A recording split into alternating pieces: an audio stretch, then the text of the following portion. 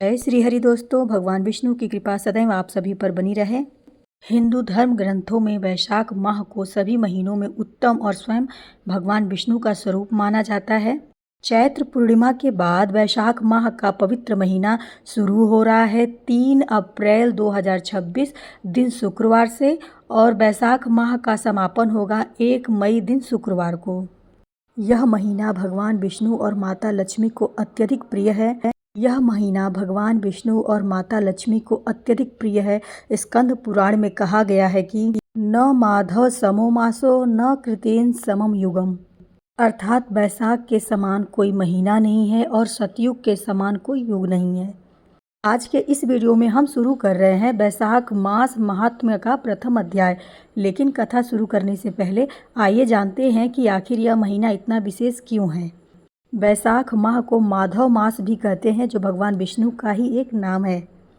इस पूरे महीने में सूर्योदय से पूर्व स्नान करने से अश्वमेध यज्ञ के समान फल मिलता है। गर्मी का समय होने के कारण इस महीने में किसी को जल पिलाना, छाया देना, पंखा हाँकना या चप्पल का दान देना अत्यंत ही पुण्य माना जाता है। कहते हैं जैसे सूर्य उदय होने पर अंधकार नष्ट हो जाता है, वैसे ही वैशाख माह का स्नान और कथा का श्रवण करने से मनुष्यों के जन्मों का पाप कट जाता है। अब शुरू करते हैं वैशाख माह महात्म्य कथा का प्रथम अध्याय। कथा इस प्रकार है कि एक बार नैमिषारण्य तीर्थ में सनकादि ऋषियों ने सूत जी से प्रश्न किया कि हे सूत जी, ऐसा कौन सा महीना है जो भगवान विष्णु को विशेष प्रिय है और जो मनुष्य के सभी पापों को हर लेता है। तब सूत जी महाराज कहते हैं कि हे ऋषियों, आपने लोक कल्याण के लिए बहुत ही सुंदर प्रश्न पूछा है। अब एकाग्रचित होकर वैशाख माह की महिमा का श्रवण करें। प्राचीन काल की बात है, महाराज अम्बरीश ने जब महर्षि नारद से वैशाख माह के फल के बारे में पूछा, तब नारद जी ने कहा, हे राजन, वैशाख का महीना सब महीनों में श्रेष्ठ है। जिस प्रकार विद्याओं में वेदों की विद्या, मंत्रों में ओम, वृक्षों में कल्प वृक्ष और गौओं में कामधेनु श्रेष्ठ है, ऐसे ही महीनों में वैशाख माह सबसे उत्तम है। भगवान विष्णु ने स्वयं कहा है कि जो मनुष्य वैशाख मास में सूर्योदय से पूर्व किसी नदी, सरोवर या बावड़ी में स्नान करता है, वह मेरा प्रिय भक्त बन जाता है।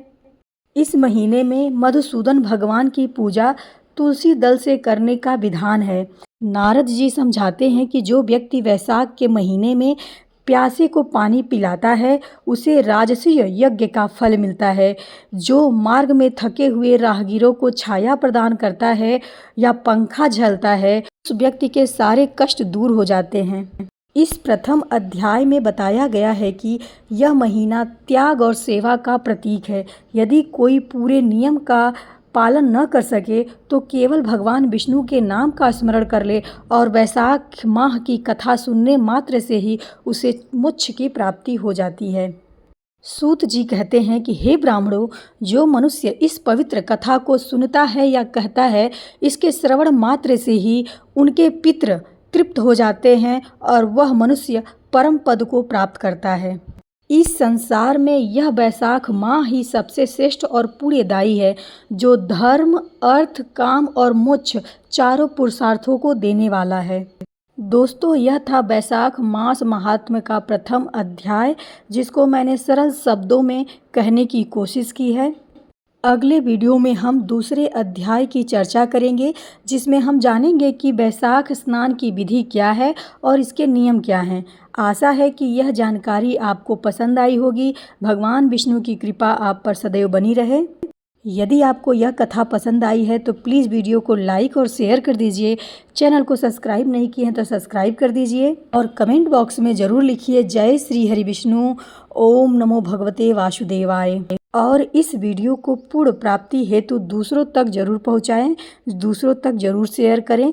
वीडियो देखने के लिए बहुत बहुत धन्यवाद। जय श्री कृष्णा। माता लक्ष्मी की कृपा सदैव आप पर और आपके परिवार पर सदैव बरसती रहे। मिलते हैं अगले वीडियो में। वीडियो देखने के लिए धन्यवाद।